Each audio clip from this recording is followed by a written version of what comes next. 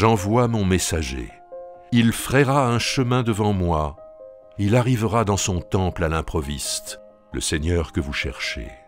Le messager de l'alliance que vous désirez, il arrive, dit le Seigneur des armées. Qui pourra soutenir le jour de sa venue? Quel est celui qui tiendra debout quand il paraîtra?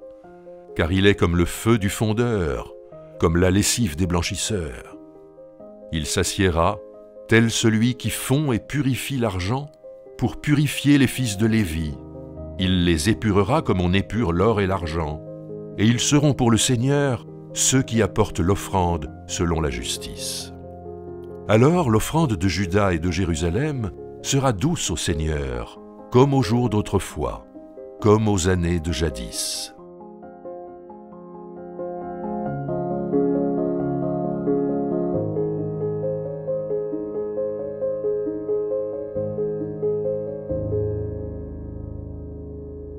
Malachie est le dernier des livres prophétiques. Il se situe durant la période perse, c'est-à-dire vraiment à la fin de l'histoire du Premier Testament. Et là, le prophète est confronté à la grande question, où est le jugement de Dieu? Autrement dit, où est Dieu? Pourquoi Dieu n'intervient-il pas plus violemment pour établir la justice? Pourquoi Dieu laisse-t-il prospérer les méchants? Pourquoi les injustices? Et cette question-là est une question qui est très souvent évoquée par les prophètes. Et dans ce passage que nous avons lu, Malachie répond en disant que Dieu va envoyer un messager, lequel messager va préparer la venue du Seigneur dans le temple. Et nous sommes au début du chapitre 3 du livre de Malachie, et la fin du chapitre 3, qui correspond à la fin du Premier Testament dans nos livres chrétiennes. Il est dit, je vous envoie Élie, donc le messager en question c'est Élie qui retournera le cœur des fils vers les pères, et le cœur des pères vers les fils, et surtout Élie qui précède, qui annonce la venue du Seigneur.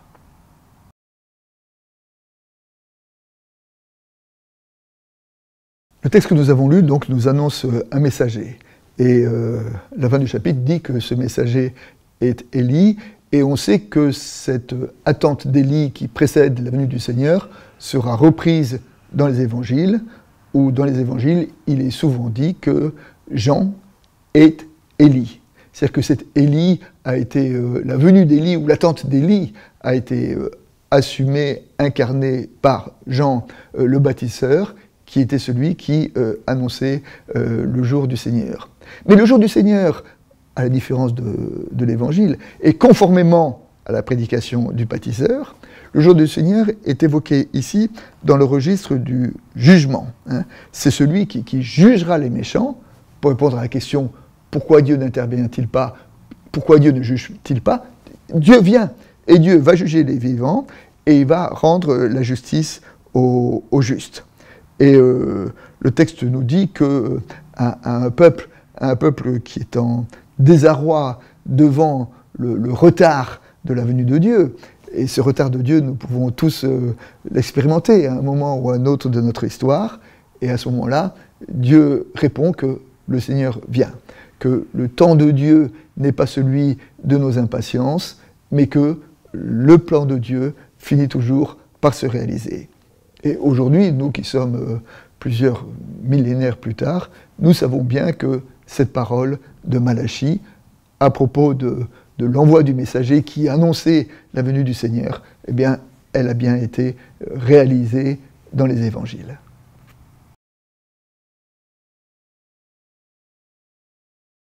Dans le texte de l'évangile de ce dimanche, qui est la présentation de Jésus au temple, nous voyons la personne de Siméon et de la prophétesse Anne, et il nous est dit à propos de Siméon qu'il avait été averti qu'il ne verrait pas la mort avant de voir la venue du Seigneur. Et le retournement de ce passage-là, c'est que Siméon a les yeux suffisamment ouverts pour reconnaître ce Seigneur à travers un petit enfant. Et avec tous les croyants du Premier Testament, Siméon attendait très certainement la venue du Seigneur dans le registre du jugement, le jugement contre les méchants et le rétablissement presque violent, forcé de la justice. Mais Siméon est capable de changer de regard et de comprendre que le Seigneur ne vient pas à lui sous les yeux d'un justicier qui juge le monde, mais sous les yeux d'un petit enfant qui est conduit par ses parents, qui offre au temple l'offrande des pauvres pour pouvoir consacrer leur fils. Et le grand message de ce passage pour nous, c'est de sortir peut-être de nos œillères spirituelles pour être capable d'accueillir le Seigneur, même quand il vient via des catégories différentes de celles auxquelles nous nous attendions.